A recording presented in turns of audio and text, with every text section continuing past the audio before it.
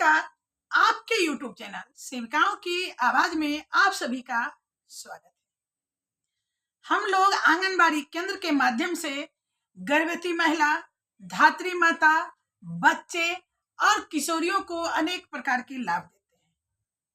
बच्चे को शाला पूर्व शिक्षा, तो किशोरियों को पूरक पोषाहार, पोषण से ही संबंधित बहुत सारी स्कीम आई है, जैसे कि कन्या उत्थान, मुख्यमंत्री कन्या उत्थान योजना का लाभ हम बच्चे को दिलाते हैं। जो बच्चियां जन्म लेती है उन्हें हम 2,000 रुपये तुरंत, उसके बाद जब 1 साल पूरे होते हैं तो उन बच्चियों को भी हम 1,000 रुपया, जब वो आधार कार्ड बन जाता है तो फिर आंगनबाड़ी केंद्र के माध्यम से उन्हें दिया जाता है, यानी कुल मिलाकर 3,000 रुपये बच्ची के नाम से। और जब जो भी माताएं पहली बार मां बनती है उन्हें आंगनबाड़ी केंद्र के माध्यम से पोषण हेतु 5,000 रुपये प्रधानमंत्री योजना के अंतर्गत उन्हें दिया जाता है। और प्रधानमंत्री मातृ वंदना योजना के अंतर्गत ही अब अगर दूसरी बच्ची बेटी हो, यानी गर्भवती की दूसरी संतान जो किसी महिला की बेटी हो, तो उन्हें 6,000 रुपये एक मुश्त दिए जाते हैं। इस तरह से उस बच्ची को भी अलग से 3,000, यानी कुल मिलाकर 9,000 रुपये एक माता को दिया जाता है। लेकिन बहुत ही अफसोस की बात है कि मुख्यमंत्री कन्या उत्थान योजना 2.5-3 महीने से वेबसाइट बंद कर दिया गया है, जिसके कारण बच्चियां लाभ से वंचित है।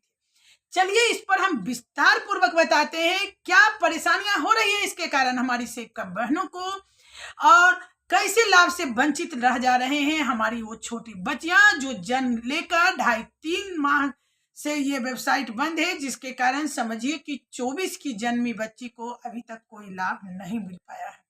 चलिए हम इस पर विस्तार से आपको बताते हैं, क्योंकि सेविकाओं की आवाज चैनल से हमेशा आंगनबाड़ी सेविकाओं की समस्याओं के साथ साथ केंद्र की कार्यों को भी पूर्ण रूपेण आप लोगों तक पहुंचाया जाता है।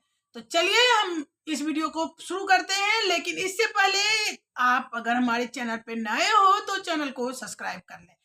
वीडियो पर पूरी जानकारी के लिए अंत तक बने रहें। अपना लाइक कमेंट देना बिल्कुल ना भूलें। वीडियो को अधिक से अधिक शेयर भी कीजिए। यह न्यूज जो है 29/4/2025 का है, और राज्य में कन्या उत्थान योजना की वेबसाइट 2.5 महीने से ठप। 2 साल तक की बच्चियों का नहीं हो पा रहा है रजिस्ट्रेशन। पटना का यह न्यूज है कि मुख्यमंत्री कन्या उत्थान योजना में वेबसाइट पिछले 2.5 महीने से बंद है, और मार्च में सिर्फ 15 दिनों के लिए शुरू हुई थी, मगर उसके बाद से बंद है। इससे अस्पताल या घरों में जन्म लेने वाली बेटियों का ई कल्याण योजना के तहत रजिस्ट्रेशन नहीं हो पा रहा है, जिससे इन बच्चियों का कन्या उत्थान योजना के तहत 3,000 की राशि नहीं मिल पा रही है। ऐसी 2 साल तक के 4,52,890 बेटियां हैं। मुख्यमंत्री कन्या उत्थान योजना के तहत समाज कल्याण विभाग की ओर से जन्म के साथ नवजात बच्चियों के नाम पर एक मुश्त 2,000 रुपये बैंक में जमा किए जाते हैं। 1 साल पूरे होने पर 1,000 रुपये अतिरिक्त दिए जाते हैं। और समाज कल्याण मंत्री मदन सहनी ने कहा है कि मुख्यमंत्री कन्या उत्थान योजना जो है उसका वेबसाइट काम नहीं कर रहा है, उसे चालू कराया जाएगा। अब सोचने वाली बात है कि ये रहते हैं और बीच में एक स्कीम शुरू करते हैं, बीच में उनका वेबसाइट ठप हो जाता है, कभी कुछ हो जाता है। लेकिन परेशानियां किन्हें होती है? परेशानियां हमारी बहनों को होती है, क्योंकि लगातार लाभार्थी अपना फॉर्म जमा करने, उनको पता है, हम लोग हर मीटिंग में बताते थे, इसलिए सभी लाभार्थी को पता है कि जब बच्ची जन्म लेती है तो मुख्यमंत्री कन्या उत्थान योजना के तहत उन्हें आंगनबाड़ी सेविकाएं 2,000 रुपये दिलवाएगी।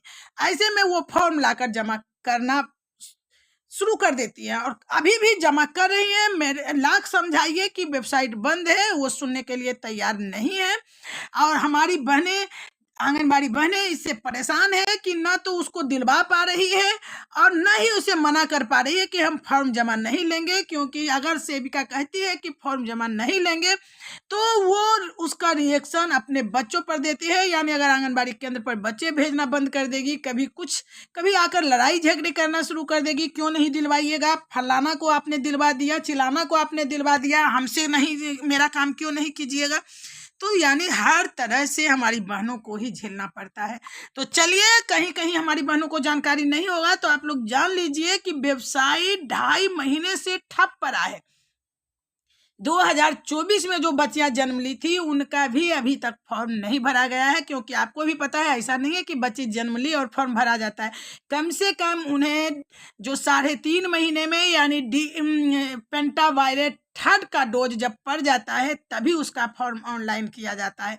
तो जिनका भी पेंटावायलेट वाला डोज 2.5 महीने पहले पड़ा था वो भी आज तक फॉर्म ऑनलाइन उनका रजिस्ट्रेशन नहीं हो पाया है, जिससे बहुत सारी लाभार्थियां जो है वो वंचित रह गई हैं। आपको यहाँ आंकड़ा भी दिया गया है कि 4,52,890 बेटियां जो है बिहार की वो इस लाभ से वंचित रह गई है। चलिए, इस पर आपका क्या राय है? अगर यही ऐप पर काम नहीं हो रहा है तो यहाँ कोई कार्रवाई नहीं होगी, लेकिन अगर वही ऐप पर ई-केवाईसी हमारी बहनें नहीं कर रही है, नहीं हो पा रहा है, तो सेविकाओं पर चयन मुक्ति की अनुशंसा और वेतन रोकने की कार्रवाई हो जाती है। ये बहुत ही शर्म की बात है, बहुत ही सोचने की बात है कि जब भी कहीं कुछ हो शोषण तो हमारी बहनों का ही होता है। आप लोग कमेंट जरूर कीजिएगा कि इस पर आपकी क्या राय है। क्या आपको लगता है कि यही गलतियां अगर सेविकाओं से होता, ऐप नहीं चलता और हमारा काम रुका रहता, तो इस पर क्या इसी तरह विभाग चुप्पी साधे रहती?